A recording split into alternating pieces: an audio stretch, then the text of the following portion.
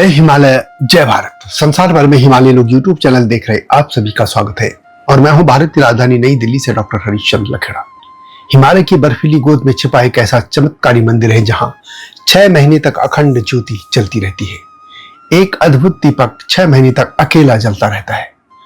6 महीने बिना देखभाल चलता है यह दीपक, बिना किसी मानवीय स्पर्श के। सर्दियों में जब तापमान माइनस तक पहुंच जाता है तो 6 माह तक बर्फ में जमी होने से मंदिर के कपाट बंद हो जाते हैं और पुजारी भी पहाड़ों की गोद से दूर चले जाते हैं। तब भी यह ज्योति लगातार प्रज्वलित होती रहती है। ऐसा सदियों से हो रहा है।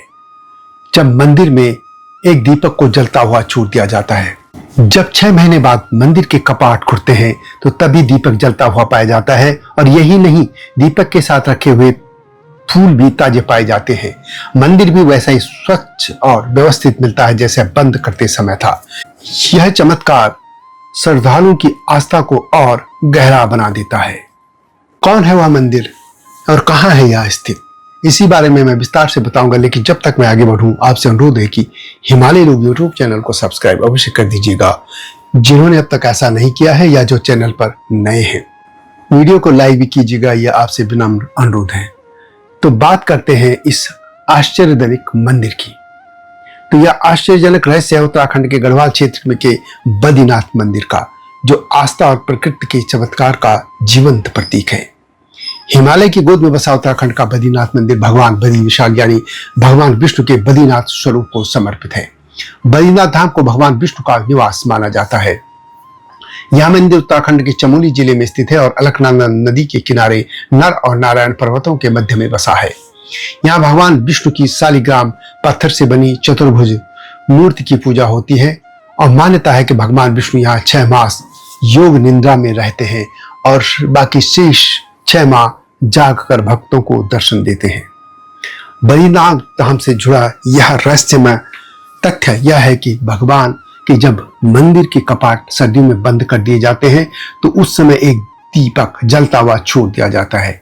यानी हर साल मंदिर के कपाट होने से पहले पुजारी एक अखंड दीपक जलाते हैं और बिना बुझे जलता रहता है, जबकि इस दौरान वहां कोई नहीं रहता है। यह दीपक मंदिर के गर्भगृह में रखा जाता है और आश्चर्यजनक बात है कि बिना किसी मानवीय देखभाल या अन्य साधनों के दीपक प्रज्वलित रहता है, जबकि टेम्परेचर जैसा कि मैंने पहले कहा तापमान माइनस से नीचे ही रहता है और ऐसे में घी के जम जाने का भी भय रहता है। इस चमत्कार को भगवान बद्रीनाथ की कृपा और उनकी दिव्य शक्ति का प्रतीक माना जाता है। बद्रीनाथ धाम भारत के 4 धामों तथा हिमालय के 4 धामों में से एक। बद्रीनाथ धाम समुद्र तल से लगभग 3133 मीटर की ऊंचाई पर अलकनंदा नदी के तट पर स्थित है। हर साल मई से अक्टूबर नवंबर तक यह मंदिर श्रद्धालुओं के लिए खुला रहता है।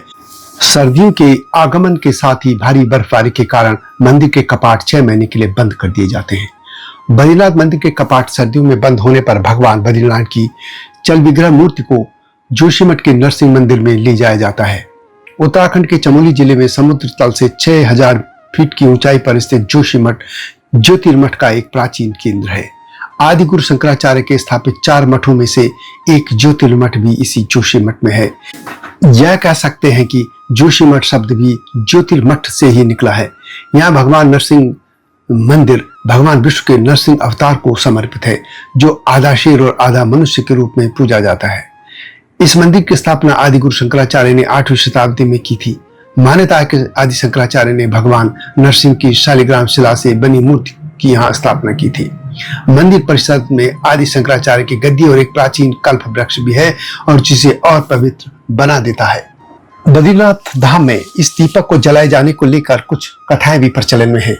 कुछ लोग कहते हैं कि दीपक भगवान की उपस्थिति का प्रतीक है, जो मंदिर के बंद होने पर भी उनकी शक्ति को दर्शाता है।